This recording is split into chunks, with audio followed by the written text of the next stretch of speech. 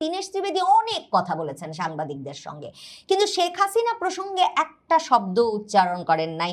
শেখ হাসিনার দিল্লির সংবাদ সম্মেলন নিয়ে বাংলাদেশ রুষ্ট, ক্ষুব্ধ, এ বিষয়ে একটা শব্দ উচ্চারণ করেন নাই। শেখ হাসিনার বিষয় নিয়েই কোনো শব্দ উচ্চারণ না করে ভারতের রাষ্ট্রদূত আবারও সে বার্তাটাই সম্ভবত দিতে চাইলেন যে বাংলাদেশকে এখন শেখ হাসিনার ইস্যুকে পাশে রেখে বাংলাদেশের নতুন প্রধানমন্ত্রীকে ভারতের সাথে নতুন করে সম্পর্ক গড়তে হবে। বাংলাদেশের বর্তমান প্রধানমন্ত্রীর সঙ্গে রুটিন একটা সাক্ষাৎ ভারতের রাষ্ট্রদূতের, সেটা এমন আলোড়ন সৃষ্টিকারী ঘটনা হয়ে উঠল এবং এর আগে থেকে কয়েকদিন ধরে যেভাবে সংবাদ শিরোনামে থাকলো এবং যেদিন সাক্ষাৎটি ঘটছে, একজন রাষ্ট্রদূত এসেছেন নতুন দায়িত্ব নিয়ে একটি দেশে, সরকার প্রধানের সঙ্গে তার দেখার বিষয়টা একেবারে একটা রুটিন ঘটনা, অথচ বিএনপি সরকার, তারেক রহমান সরকার ভারত সরকারকে শিক্ষা দিতে গিয়ে এই দীনেশ ত্রিবেদীর সঙ্গে সাক্ষাৎটাকে অনেক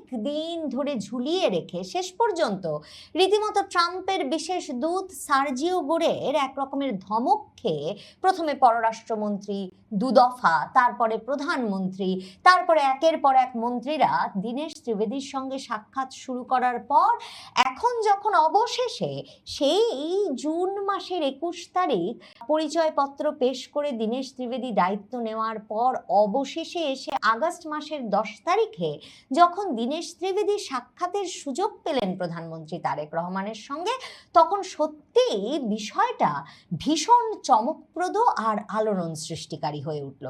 রাষ্ট্রদূত দীনেশ ত্রিবেদীর সঙ্গে তার এই সাক্ষাতে কি আলাপ হয়েছে প্রধানমন্ত্রীর কার্যালয় থেকে সে বিষয়ে কিছু জানানো হয়নি। প্রধানমন্ত্রীর কার্যালয়ের যে ফেসবুক পেজ, সেখানে বৈঠকটি শুরু হওয়ার পরপরই দীনেশ ত্রিবেদী এবং প্রধানমন্ত্রীর মধ্যকার একটা খুব আন্তরিক ছবি দিয়ে এবং তারপর তারা বৈঠক করছেন এই ছবি দিয়ে এটা যে একটা সৌজন্য সাক্ষাৎ এবং সেই সৌজন্য সাক্ষাৎটি শুরু হয়েছে সেটা জানানো হয়েছিল।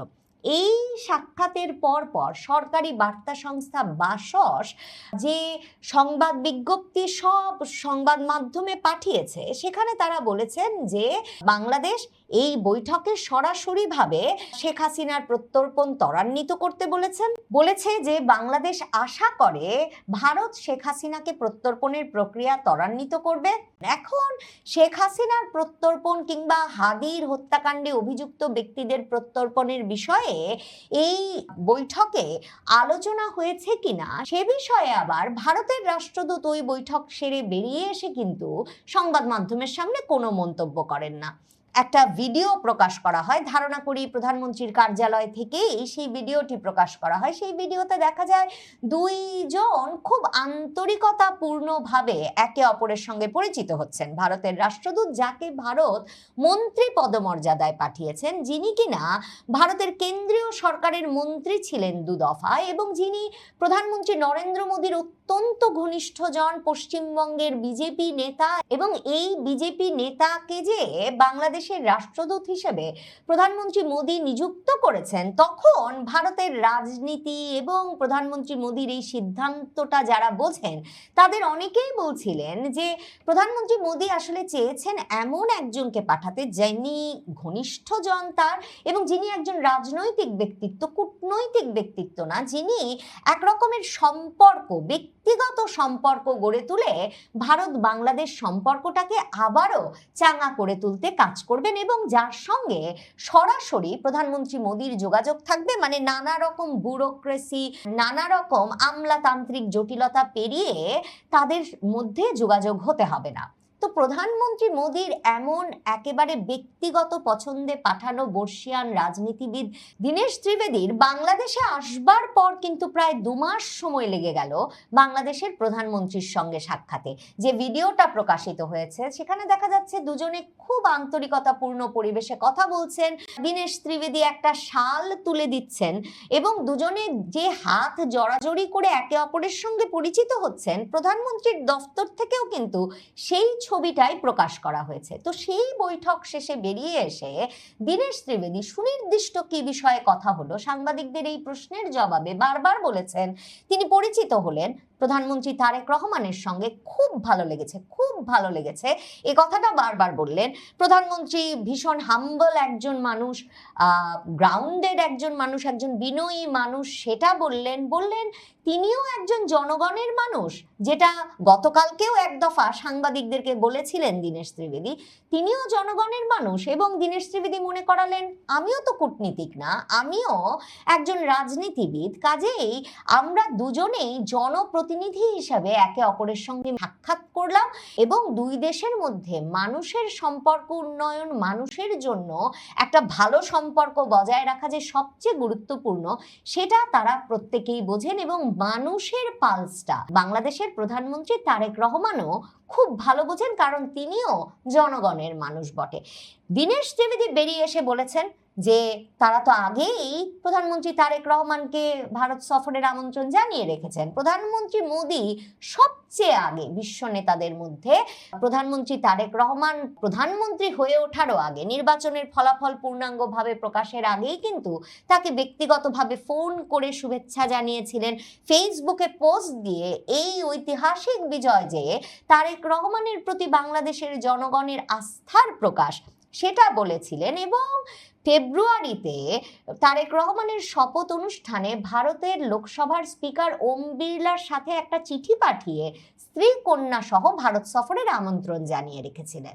এরপর গত মাসে আরেক দফা বিমস্টেক সভাপতি হিসেবে তারেক রহমানের কাছে আমন্ত্রণ পত্র এসেছে ভারতের তরফে ব্রিক্স সম্মেলনের আউটরিচ পর্যায়ে বাংলাদেশের প্রতিনিধিত্ব করতে যোগ দেওয়ার। এরপর থেকে এই আলোচনা তুঙ্গে যে সেপ্টেম্বরের 12-13 তারিখে ব্রিক্স সম্মেলনের আউটরিচ পর্বে অংশগ্রহণের জন্য বাংলাদেশের প্রধানমন্ত্রী তারেক রহমান ভারত যাচ্ছেন কিনা।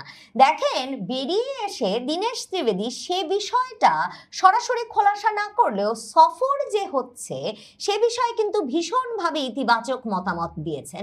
তিনি বলেছেন আগেই তো আমন্ত্রণ পত্র দেওয়া আছে, পরে আরেকটি আমন্ত্রণ পত্র দেওয়া হয়েছে এবং ভারতের জনগণ, ভারতের প্রধানমন্ত্রী লুক ফরওয়ার্ড করে আছে সামনের দিকে তাকানোর জন্য এবং বাংলাদেশের প্রধানমন্ত্রীকে স্বাগত জানানোর জন্য। সামনের দিকে তাকানোর জন্য বাংলাদেশের ভারতের প্রধানমন্ত্রী এবং ভারতের জনগণ লুক ফরওয়ার্ড করে আছেন।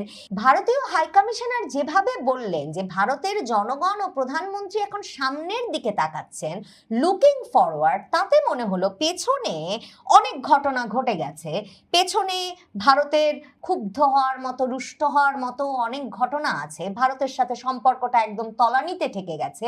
কিন্তু ভারত বরং মনে করিয়ে দিতে চাইছে বাংলাদেশকে যে ভারত সেসব কিছুই মনে রাখছে না, ভারত লুকিং ফরওয়ার্ড, সামনের দিকে তাকাচ্ছে এবং সামনের দিকে তাকিয়ে ভারত বাংলাদেশ সম্পর্কের এমন কোনো বিষয় নাই যেটা প্রধানমন্ত্রী তারেক রহমান এবং প্রধানমন্ত্রী নরেন্দ্র মোদী একসঙ্গে বসলে সমাধান হওয়া অসম্ভব। সব কিছুর সমাধান আছে, কারণ দীনেশ ত্রিবেদী বলছেন, রাজনৈতিক নেতার মতোই বলছেন যে গণতন্ত্রে ইস্যু তো থাকবেই, কিন্তু সব ইস্যুই সর্ট করা যায়, সব ইস্যুরই একটা সমাধান আছে। কিন্তু বাংলাদেশ কি লুক ফরওয়ার্ড করতে চাইছে? বাংলাদেশ সামনের দিকে এগিয়ে যেতে চাইছে? দেখেন, দীনেশ ত্রিবেদী অনেক কথা বলেছেন সাংবাদিকদের সঙ্গে, কিন্তু শেখ হাসিনা প্রসঙ্গে একটা শব্দ উচ্চারণ করেন নাই। শেখ হাসিনার দিল্লির সংবাদ সম্মেলন নিয়ে বাংলাদেশ রুষ্ট, ক্ষুব্ধ, এ বিষয়ে একটা শব্দ উচ্চারণ করেন নাই। শেখ হাসিনার বিষয় নিয়েই কোনো শব্দ উচ্চারণ না করে ভারতের রাষ্ট্রদূত আবারও সে বার্তাটাই সম্ভবত দিতে চাইলেন যে বাংলাদেশকে এখন শেখ হাসিনার ইস্যুকে পাশে রেখে বাংলাদেশের নতুন প্রধানমন্ত্রীকে ভারতের সাথে নতুন করে সম্পর্ক গড়তে হবে। পেছনে কি ঘটেছে বা শুধু শেখ হাসিনা ইস্যু আঁকড়ে ধরে থাকলে বাংলাদেশ ভারত সম্পর্কটা কোথাও যাবে না। ভারত ওই প্রসঙ্গে মোটেও আলাপ করবে না, রণধীর জয়সওয়ালের মতো মুখস্থ বলে যাবে, ভারতের পররাষ্ট্র মন্ত্রণালয়ের মুখপাত্রের মতোই একমাত্র উনিই বলবেন, তাও ভারতীয় সাংবাদিকদের প্রশ্নের উত্তরে বলবেন এবং বলে যাবেন এটা ভারত খতিয়ে দেখছে এবং শেখ হাসিনা যা করছেন ভারতে বসে তার সঙ্গে ভারতের কোনো সম্পর্ক নাই। তার প্রমাণ এই যে ভারতের রাষ্ট্রদূত দীনেশ ত্রিবেদী আবার মনে করিয়েছেন যে আমাদের যা ইতিহাস আছে তা তো বদলানো যাবে না, প্রতিবেশী বদলানো যাবে না। আমি একটা কথা সবসময় বলি যে আমরা শুধু সীমান্ত শেয়ার করি না, স্বপ্ন শেয়ার করি। বাংলাদেশে স্থল সীমান্ত, বেনাপোল সীমান্ত দিয়ে ঢুকে এই দীনেশ ত্রিবেদী কিন্তু সাংবাদিকদের সঙ্গে প্রথম তার অনুভূতি প্রকাশেই বলেছিলেন যে একই আকাশ, একই বাতাস, একই যন্ত্রণা, সেই ভূপেন হাজারিকার গানটার কথা উল্লেখ করেছিলেন। আর আজ বলেছেন যে দুদেশের মধ্যকার সম্পর্ক যদি ভালো হয়, এমন কোনো সমস্যা থাকতে পারে না যেটা আমরা সমাধান করতে পারি না। এটা উইন উইন সিচুয়েশন। দুই দেশে গতিশীল ডেমোক্রেসি, 2 মাস হলো এসেছি, এত সম্মান পেয়েছি, প্রীতি ও ভালোবাসা পাচ্ছি, আমার ভালো লেগেছে। একই দিনে দীনেশ ত্রিবেদী কিন্তু আবার দেখা করেছেন স্বরাষ্ট্রমন্ত্রী সালাউদ্দিন আহমেদের সঙ্গেও, যে স্বরাষ্ট্রমন্ত্রী এই সবে বলেছেন যে ভারত হাসিনা কার্ড খেললে ভারতের সঙ্গে সম্পর্কটা ভালো হবে না। কিন্তু ঘরের ভেতরে একটা প্রীতির সম্পর্ক যে গড়ে উঠছে তার প্রমাণ প্রধানমন্ত্রীর দফতর থেকে যেমন হাসিনার প্রত্যর্পণ নিয়ে কথা হয়েছে, এসব বিষয়ে কোনো বক্তব্য রাখা হয় নাই, তেমনি প্রধানমন্ত্রী খুব গম্ভীরভাবে দীনেশ ত্রিবেদীকে স্বাগত জানাচ্ছেন এমন কোনো ছবিও প্রকাশ করা হয় নাই, বরং একেবারে হাতে হাত জড়িয়ে আছেন সে ছবি প্রকাশ করা হয়েছে এমন দিনে যেদিন আবার ভারতীয় গোয়েন্দা সংস্থা রয়ের প্রধান পারাগ জৈন আরো 3 জন শীর্ষ গোয়েন্দা কর্মকর্তাকে নিয়ে বাংলাদেশে উপস্থিত হয়েছেন এবং বাংলাদেশের নিরাপত্তা ইস্যু, শেখ হাসিনার বাংলাদেশে প্রত্যাবর্তনের ইস্যু, শেখ হাসিনা ফিরলে তার নিরাপত্তা কিভাবে নিশ্চিত হবে, এসব ইস্যু এবং বাংলাদেশ ভারত সীমান্ত জুড়ে যেসব জঙ্গি ঘাঁটি গড়ে উঠেছে সেসব জঙ্গি ঘাঁটি ভেঙে দিতে বাংলাদেশ সরকার কি করবে, এই নিয়ে সেই গোয়েন্দারা আবার বাংলাদেশের প্রধানমন্ত্রী তারেক রহমানের সঙ্গে কিন্তু এই দীনেশ ত্রিবেদীর সঙ্গে বৈঠকের আগে সাক্ষাৎ করে গেছেন। কাজেই বাংলাদেশের সরকার এখন নানাবিধ চাপের ভেতরে ভারতের সঙ্গে সম্পর্কটাকে যে উন্নয়ন করতে হবে সে বিষয়ে বিশেষ করে বাংলাদেশের প্রধানমন্ত্রী তারেক রহমান একরকমের নিশ্চিতভাবেই সম্মত হয়েছেন বলেই তিনি দীনেশ ত্রিবেদীর সঙ্গে সাক্ষাৎ দিয়েছেন। শুধু তাই নয়, প্রধান পরাগ জৈনকেও সাক্ষাৎ দিয়েছেন। কিন্তু বাংলাদেশের পররাষ্ট্রমন্ত্রী খলিলুর রহমান তিনি খুব ক্ষুব্ধ হয়ে আছেন।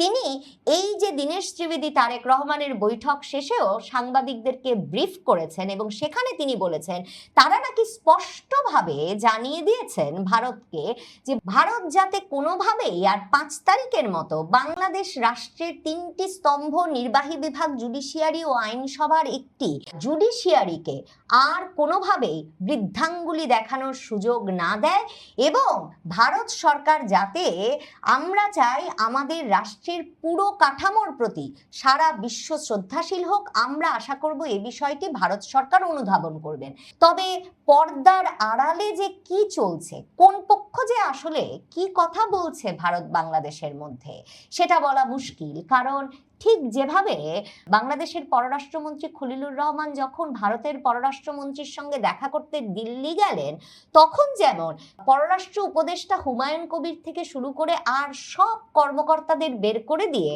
পররাষ্ট্রমন্ত্রী জয়শঙ্কর পররাষ্ট্রমন্ত্রী খলিলুর রহমানের সঙ্গে একান্তে বৈঠক করেছিলেন প্রায় আধা ঘন্টা, ঠিক তেমনিভাবে গতকালকেও দীনেশ ত্রিবেদী পররাষ্ট্রমন্ত্রী খলিলুর রহমানের সঙ্গে প্রথমে তার পারিষদ বর্গ সহ বৈঠক করার পরে অন্তত 25 মিনিট একান্তে বৈঠক করেন।